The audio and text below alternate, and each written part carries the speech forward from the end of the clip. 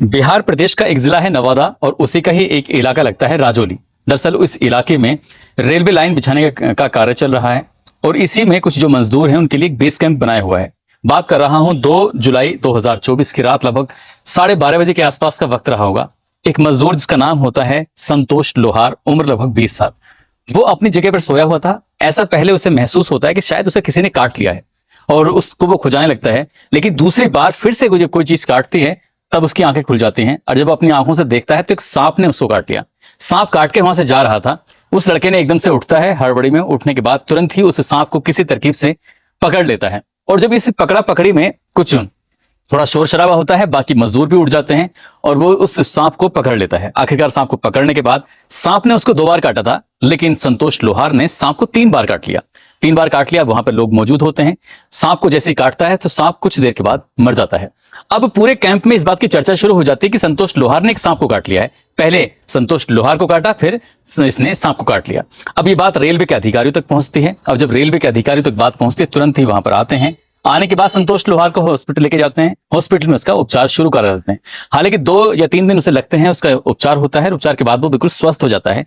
लेकिन सबसे बड़ी बात यह थी कि कोई व्यक्ति किसी सांप को कैसे काट सकता है और सांप को काटते ही सांप मर भी जाता है। तो इस बात की चर्चा चारों तरफ फैल जाती है, सोशल मीडिया के माध्यम से या हर किसी के माध्यम से। ये खबर जब वायरल होती है तो लोगों को यकीन नहीं हो रहा था कि आखिरकार एक इंसान ऐसा कैसे कर सकता है।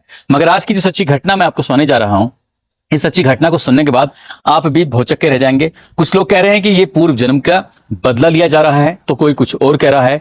तमाम तरह के लोग हैं, अलग अलग तरह की बातें कर रहे हैं, लेकिन इस कहानी को सुनने के बाद लोगों को यकीन नहीं हो रहा है कि आखिरकार ऐसा सच कैसे हो सकता है।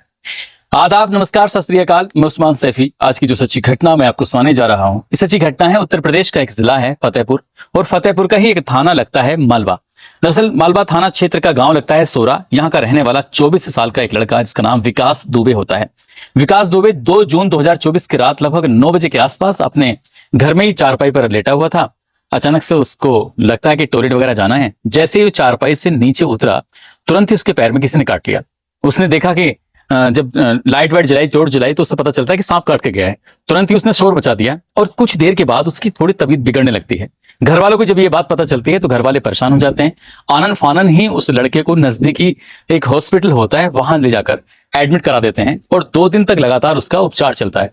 उपचार चलने के बाद जो भी उसकी दवाइयां उसके प्रयोग में आती हैं, उसके बाद वो ठीक हो जाता है। ठीक होने के बाद अपने घर पे जब वापस आता है तो सब अभी तक ऐसा नहीं लग रहा था कि ये कोई सामान्य घटना है। सामान्य सी घटना थी, कोई भी किसी को सांप काट सकता है। इन दोनों में कुछ माहौल भी ऐसे चल रहा है कि बारिश वारिश का या फिर मौसम चल रहा है, तो इस वजह से शायद कोई घटना होगी।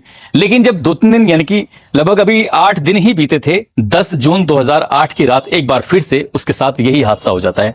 एक बार फिर से सांप काट लेता है और उसने दावा किया कि वही सांप फिर से दोबारा लौट कर आया है, दोबारा उसने काटा है। रात का वो दृश्य था, रात का वो सीन था। रात में ही उसने शोर मचाना शुरू किया है। आसपास के लोग भी इकट्ठे हो जाते हैं और जब लोग इकट्ठे होते हैं तो उस सांप को हर जगह ढूंढा जाता है, तलाश किया जाता है, लेकिन सांप नहीं मिलता। अब जब सांप नहीं मिलता, तुरंत ही उस लड़के को फिर से हॉस्पिटल लेके जाते हैं। 2 दिन रहता है, इलाज चलता है।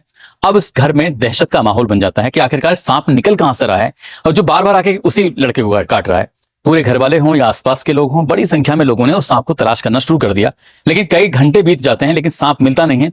आखिरकार अब उस लड़के की थोड़ी निगरानी करना शुरू कर देते हैं, कहीं ऐसा ना हो फिर से उसे सांप काट जाए। और अभी 7 दिन ही बीते थे, यानी कि 17 जून 2024 की ही रात लगभग 10 बजे के आसपास घर वालों से बातचीत कर रहा था और बातचीत करने के दौरान ही कभी सांप आता है और सांप आने के बाद विकास दुबे को काट लेता है। अब विकास दुबे को जब सांप ने काटा था तो अब की बार घर वालों ने भी दिखा और घर वालों ने जब सांप को देखा तो पकड़ने के तमाम प्रयास की कोशिश की, लेकिन सांप हाथ नहीं आता और विकास दुबे की हालत बिगड़ने लगती है। इस बार की हालत उसकी ज्यादा खराब होने लगती है। तुरंत ही उसे हॉस्पिटल लेके जाते हैं। हॉस्पिटल ले जाने के बाद उसका उपचार शुरू करा देते हैं। जो बार बार वो हॉस्पिटल जा रहा है तो डॉक्टर लोग कह रहे हैं कि तुम क्या कर रहे हो, ये सांप कहां से आ रहे हैं, कहां से निकल रहे हैं, आप दिखवाते क्यों नहीं हो, आप उसका पूरी तरह से इलाज क्यों नहीं कराते हो, आप अपने घर के हर एक हिस्से को देखते क्यों नहीं हो, क्योंकि अगर ऐसे ही चलता रहा तो लड़के की जान को खतरा हो सकता है। डॉक्टरों ने इलाज तो कर दिया। इलाज करने के बाद लड़का ठीक ठाक हो जाता है। ठीक होने के बाद फिर से अपने घर पर आ जाता है। अब उसकी रखवाली करना शुरू कर देते हैं। रखवाली कर रहे थे कहीं ऐसा ना हो फिर से सांप आ जाए, फिर से सांप काट ले। गांव वालों ने पूरी ताकत लगाई उस सांप को ढूंढने के लिए। घर वालों ने, परिवार वालों ने, जहां जहां तक बात पहुंच रही थी सभी लोग ताकत लगा रहे थे, लेकिन सांप वो मिलता ही नहीं और फिर दिन बीतने लगते हैं। और जब 2-4 दिन और बीत जाते हैं, यानी कि 21 जून 2024 की रात फिर से लगभग 1 बजे के आसपास बताते हैं कि जब वो लड़का फिर से टॉयलेट करने के लिए उठता है तो सांप पता नहीं उसका पहले से इंतजार कर रहा था या क्या कर रहा था। जैसे विकास दुबे चलता है तुरंत उसके पैर में सांप काट लेता है, और जब सांप काटता है तो फिर से एक बार घर में रोआ पीटी मच जाती है। घर वाले परेशान हो जाते हैं, उसके जो घर के एक एक सदस्य होते हैं उनकी आवाजें सुनने के बाद, उनकी चीख पुकार सुनने के बाद आसपास के लोग भी इकट्ठा हो जाते हैं।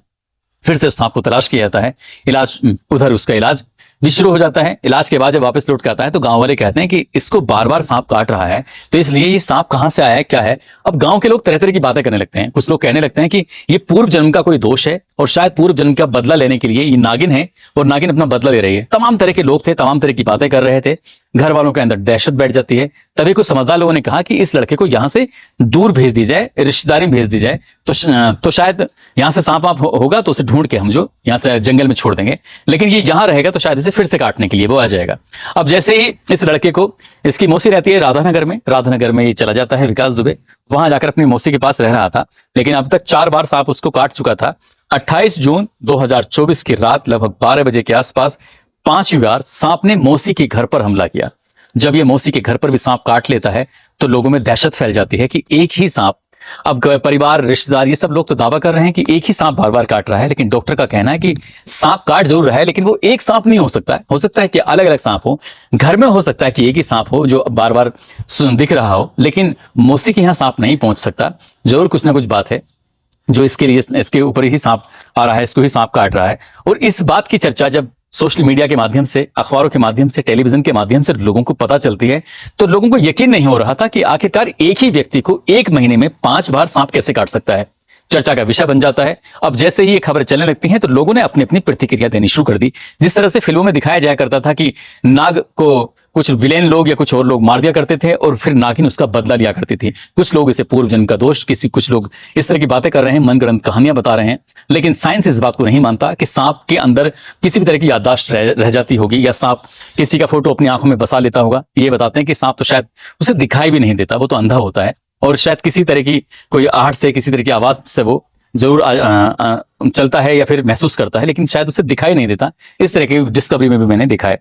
लेकिन जिस तरह की ये घटना है, इसी तरह की घटना साल 2022 में उत्तर प्रदेश के जिला आगरा का एक गांव लगता है मैनकेंडा। वहां पर रहने वाला 20 साल का एक लड़का होता है रजत चाहर, जिसके बाप का नाम होता है राजकुमार चाहर। उसको 6 सितंबर 2022 को सांप ने काटा था, घर पे ही मौजूद था और अगले 10 दिन में, यानी कि पहले 6 सितंबर 2022 को, फिर 8 सितंबर को, 11 सितंबर को, 13 सितंबर को, 14 सितंबर को, लगातार 5 बार 10 दिन में उसको सांप ने काटा था। 10 दिन में ये 5 बार काटने की घटना ये 2022 में भी हो चुकी है। और अब ये फतेहपुर की जो घटना है जो विकास दुबे के साथ होती है, ये भी एक चर्चा का विषय बन जाती है। लोग इन घटनाओं को लेकर तरह तरह की बातें कर रहे हैं। अब इसमें क्या सच्चाई है क्या नहीं, हालांकि मामला अभी पुलिस तक नहीं पहुंचा है। पुलिस इस मामले की जांच करे तो पता चले कि क्या सचमुच सांप काट रहा है या फिर कोई और वजह है। जैसे कि घर वालों ने दावा किया है कि हमने अपनी आंखों से सांप को देखा है, जैसे डॉक्टर दावा कर रहे हैं कि हाँ वाकई सांप के काटे जाने का निशान है। अब इसमें कितनी सच्चाई है कितनी नहीं है, हम अपनी खबर के माध्यम से सिर्फ एक घटनाक्रम है जो पूरी कहानी है इसे बताने की कोशिश कर रहे हैं। हमारा उद्देश्य है इस घटना के माध्यम से किसी तरह का कोई अंधविश्वास फैलाने का उद्देश्य नहीं है, बल्कि आप लोगों को जागरूक करना है, आप लोगों को सचेत करना है।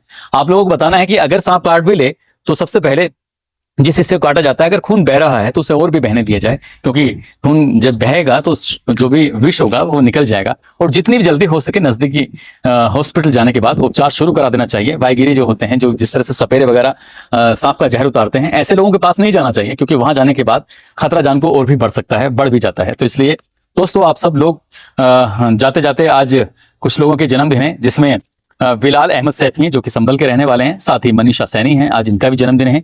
इनको भी जन्मदिन की ढेरों सारी शुभकामनाएं, बहुत बहुत मुबारकबाद। साथ ही कुछ लोगों ने नाम लेने की अपील की है। गाजियाबाद से गीता गुप्ता हैं, जालौन से मोहम्मद रहमत हैं, बिहार से शमशुल अंसारी हैं, रोशनी संध्या अजरुद्दीन अहमद उनकी बेटी सादिया खातून हैं, गोरखपुर से रितेश कुमार हैं, विजेंद्र सूर्या हैं, कानपुर से फारूक अली, मेवात से डॉक्टर साबिर हैं, अलवर से मुफीद खान हैं, श्रीवस्ती से साहिल, और कोलकाता से शैलेंद्र तिवारी हैं, विजय सिंह, मोहम्मद यासीन, संदीप यादव। आप सब लोग अपना ख्याल रखें, सुरक्षित रहें। जय हिंद, जय भारत।